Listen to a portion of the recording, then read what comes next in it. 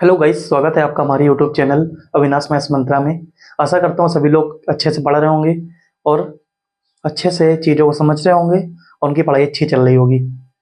तो आज हमारे इस ट्रिकी मैथ्स की सीरीज़ में मैंने एक बहुत अच्छा टॉपिक उठाया हुआ है। लास्ट क्लास में मैंने आपको स्पीड टाइम एंड डिस्टेंस की क्लास ली थी, उसका क्वेश्चन बताया था। एक्चुअली मैथ्स में क्या है, एक्चुअली जो मैथ्स का लेक्चर होता है थोड़ा सा मूड पे डिपेंड करता है। सोचा यही था कि स्पीड टाइम एंड डिस्टेंस का कोई क्वेश्चन बताएंगे, लेकिन कुछ मन नहीं हुआ, सोचा कुछ नया सिखाते हैं। तो एक अच्छा सा क्वेश्चन था सामने, तो मैंने सोचा चलिए आज इसको ही कंटिन्यू किया जाए। वैसे भी जब मुझे लगेगा कि स्पीड टाइम एंड डिस्टेंस पे कोई एक ऐसा क्वेश्चन लगेगा मुझे कि बताना अच्छा है, तो उसको कंटिन्यू कर लेंगे, क्योंकि ये तो सीरीज़ है। जिस भी टॉपिक का आपको समझने को मिल जाए, क्योंकि अभी क्या है, रेलवे के एग्ज़ाम लगे हुए हैं, बहुत से लोग प्रिपरेशन भी कर रहे हैं, मैं खुद कर रहा हूँ। तो इम्पॉर्टेंट हो जाता है कुछ ऐसे क्वेश्चन को डिस्कस करना जहाँ पे हमारी ज्योमेट्री आती है, समझ गए। ज्योमेट्री इन द सेंस जहाँ पे हम लोग 2D 3D के बारे में समझते हैं। अब यहाँ पे क्या है, जैसे कोई स्टूडेंट अगर मेरे चैनल को स्टार्टिंग से फॉलो कर रहा है तो उसको ये समझ में आया होगा मैंने 2D और 3D को अच्छे से एक्सप्लेन किया हुआ है। जो बहुत सारे वीडियोस मेरे चैनल पे पड़े हुए हैं, आप जाके विजिट कर सकते हैं।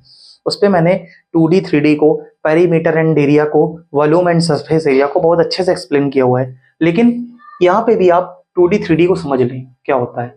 2D में अंतर ही होता है, मैं आपको समझा देता हूँ। कोई फिगर जिसको आप किसी पर्टिकुलर प्लेन पे ड्रॉ कर पाए तो 2D होता है, जिसमें आपका लेंथ होती है और पर्टिकुलर ब्रेथ होती है, इसको आप 2D फिगर बोलते हैं। लेकिन अगर किसी फिगर में लेंथ और ब्रेथ के साथ साथ अगर हम किसी थर्ड डायमेंशन को इंट्रोड्यूस कर पाए तो वो आपका क्या होता है, 3 डायमेंशनल हो जाता है, 3D हो जाता है, समझ गए। वहां पे आपकी हाइट भी हो जाती है। जैसे सपोज करिए ये आपका लेंथ है, ये आपकी ब्रेथ है और ये आपकी हाइट है। ओके, थर्ड डायमेंशन आपकी जब इंट्रोड्यूस हो जाती है वहां पे हम लोग 3D फिगर का काम करते हैं। तो उस केस में आपको वॉल्यूम, सरफेस एरिया, इस टाइप के फिगर पे काम करना होता है। ओके, तो आई होप कि आपको एक छोटा सा ओवरव्यू समझ में आया होगा कि पेरीमीटर एरिया जो हम लोग 2D के अंडर पढ़ते हैं और वॉल्यूम एंड सरफेस एरिया के हम लोग बाद में कभी डिस्कस कर लेंगे जब कभी उसका क्वेश्चन आएगा। आज के लिए मेरे साथ क्या है, इसमें कुछ हम लोग को फॉर्मूले लर्न करने होते हैं, क्योंकि ऐसा चैप्टर होता है जिसको हम लोग क्लास 10th में भी पढ़ते हैं और 9th में पढ़ते हैं, 8th में भी थोड़ा सा पढ़ाया जाता है ये। तो पर्टिकुलर आपको अगर फार्मूले बेस पे कवर करना है तो इसके लिए बहुत सारी बुक आती हैं, उस पर आप फार्मूले को देख सकते हैं, उनको राइट डाउन कर सकते हैं। फिर भी जो क्वेश्चन आते जाएंगे मैं आपको फार्मूले बेस पे कमांड दिलाता रहूँगा। आइए अब इस क्वेश्चन को हम लोग पढ़ते हैं। क्या लिखा हुआ है, एक कोई सर्कुलर पार्क है। क्या है इसमें, एक कोई पर्टिकुलर सर्कुलर पार्क है जिसमें आपको इसके अंदर एक कोई बगीचा बना हुआ है। लिखा है एक वृत्ताकार पार्क, सर्कुलर पार्क है, इसकी बाउंड्री से सटा हुआ इनर पार्ट में। क्योंकि होता क्या है, हम लोग को ये चीज बहुत क्लियर होनी चाहिए कि आपका इनर पार्ट में है यानी कि आउटर पार्ट में। तो यहाँ पे लिखा है इनर पार्ट में, यानी अंदर की ओर एक रास्ता है। रास्ता की बाहरी परिधि, परिधि मतलब होता है, मैं आपको बता दूं क्या होता है। जैसे सपोज करिए कोई सर्कुलर फिगर है। ओके, सर्कुलर फिगर सपोज करिए कोई है इस तरह का। तो सर्कुलर फिगर में आपको जो आपका एक पॉइंट से लेके आप पूरा सर्कुलर घूम के उसी पॉइंट पे आ जाओ, तो इस पर्टिकुलर वे को आप परिधि बोलते हो, इंग्लिश में सरकमफ्रेंस बोलते हैं। तो यहाँ पे हम लोग जो परिधि और सरकमफ्रेंस की बात कर रहे हैं यही है। तो कह रहा है इसकी बाहरी परिधि 113 मीटर और इनर डायमीटर, यानी कि आपको इनर डायमीटर अंदर की परिधि भी दी हुई है। ओके, ये आपको इनर की परिधि दी हुई है, मतलब आपको अंदर के रास्ते का पूरा दिया हुआ है और बाहर के रास्ते का पूरा दिया हुआ है। आपसे बोला रास्ते की चौड़ाई कितनी है, चौड़ाई इन द सेंस आपसे इसकी डिस्टेंस पूछ रहा है। ओके, जो ये रास्ता है इसकी चौड़ाई पूछ रहा है। तो बहुत अच्छे है, आपने देखा भी होगा यहाँ पे, आपने जब सिटी में रहते हो तो आपको बहुत सारे पार्क देखने को मिलते हैं। वो मोस्टली ज्यादातर क्या होता है, रेक्टेंगुलर होते हैं, लेकिन कहीं कहीं पे आपको गोल भी बनाए जाते हैं। या मान लीजिए पार्क नहीं है तो कहीं पे पार्क के अंदर जो पाथवे होता है वो आपका सर्कुलर शेप में बना दिया जाता है। तो इस तरह से आपको क्या है, एक गोल आपको रास्ते की वेड्थ निकालनी है। तो सिंपल सा एक समझ लीजिए, आप वेड्थ कब निकाल पाओगे, जैसे इस तरह कोई सर्कुलर फिगर होता है तो आपको ये कंसीडर करना होता है कि इसका कहीं ना कहीं सेंटर मिडिल में होगा। और जब सेंटर मिडिल में होगा तो ऑब्वियस सी बात है आपको इसकी आउटर रेडियस पता कर लीजिए, मीन्स जिसको हम लोग कैपिटल आर से डिनोट किए दे रहे हैं, और आप इसकी इनर पार्ट की रेडियस पता कर लीजिए, मीन्स इसको हम लोग इनर स्मॉल आर से डिनोट किए दे रहे हैं। ओके, तो आपको अगर दोनों डिफरेंस निकाल लेंगे तो आपको ये रास्ते की विड्थ आ जाएगी। ओके, तो यहाँ पे आप देखिए क्या है, समझिए। अब इसका फार्मूला क्या होता है, लिखा जाता है वृत्ताकार बाहरी भाग की परिधि। अब इसको अगर आप लेते हैं फार्मूला तो इसका होता है equal to 2 pi capital R. Okay, means परिधि मतलब होता है पूरे रास्ते का, यानी कि इधर से चले आप पूरा घूम के उसी पॉइंट पे आ गए, तो उसको हम लोग परिधि बोलते हैं। इंग्लिश वाले सरकमफ्रेंस बोलते हैं। ठीक है, circumference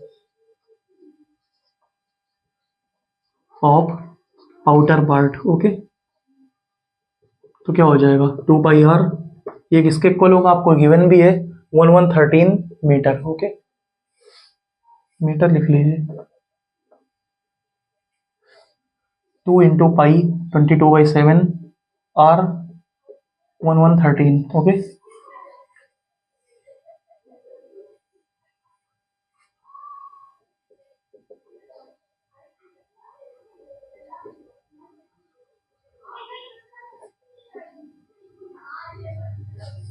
to into 22। Okay, capital R की वैल्यू ये हो जाएगी। देख लीजिए कुछ कैंसिल होगा, नहीं होगा, नहीं होगा। चलिए, या तो इसका एक तरीका और है, हम लोग अगर इसको निकालें तो एक पार्ट इसका और बन सकता है आंतरिक भाग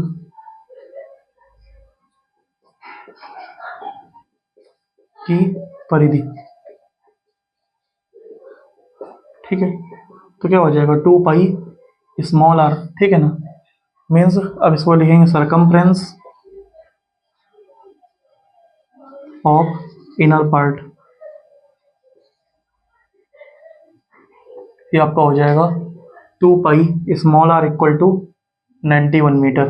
तो इसका क्या हो जाएगा 2 इंटू 22/7 इंटू स्मॉल आर 91। तो आर की वैल्यू निकालेंगे तो क्या आ जाएगा 91 इंटू 7 डिवाइडेड बाई 2 इंटू 27। अब आपको अगर निकालना है किसकी, रास्ते की चौड़ाई, रास्ते की चौड़ाई का एक फार्मूला है, रास्ते की चौड़ाई। तो सीधी सी बात है कि इसका फार्मूला आप ऐसे देखिए, कैपिटल आर में अगर आप स्मॉल आर को सब्ट्रैक्ट कर देंगे तो ये जो भी पार्ट है आपका, ये रास्ते की चौड़ाई यानी विड्थ ऑफ पाथ निकल आएगा। तो यहाँ से आप देखिए कैपिटल आर में स्मॉल आर को माइनस कर दीजिए, तो कैपिटल आर की वैल्यू कितनी है 113 into 7 divided by 2 into 22 minus 91 into 7 divided by 2 into 22। ये आपका क्या हो जाएगा, बाकी कॉमन ले लीजिए 7 2 इंटू 22, ये हो जाएगा 113 माइनस 91। ओके, सिंपल सा कॉन्सेप्ट।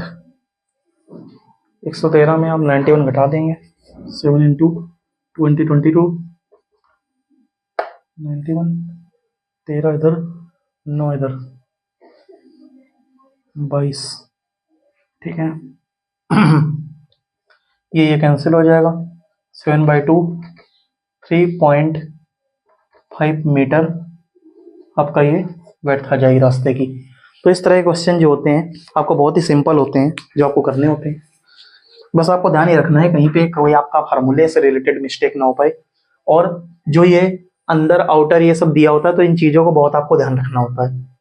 अच्छा सा क्वेश्चन था, समझने लायक था, हो सकता है एग्जामिनेशन में आए तो आपको ज़्यादा से ज़्यादा 15 से 20 सेकंड लगेंगे। केवल आपको ये ध्यान रखना है रास्ते की चौड़ाई के लिए फार्मूला होता है, और डायरेक्ट भी अगर आप फार्मूला रख देंगे सीधा आ जाएगा। ये तो मैंने आपको समझाने के लिए इतना सब किया, कोई इसकी ज़्यादा नीड नहीं थी, लेकिन फिर भी आप समझें, जो चीज़ समझ में ना आए प्लीज़ कमेंट करें, अच्छे चीज़ों पढ़ें, आगे बढ़ें।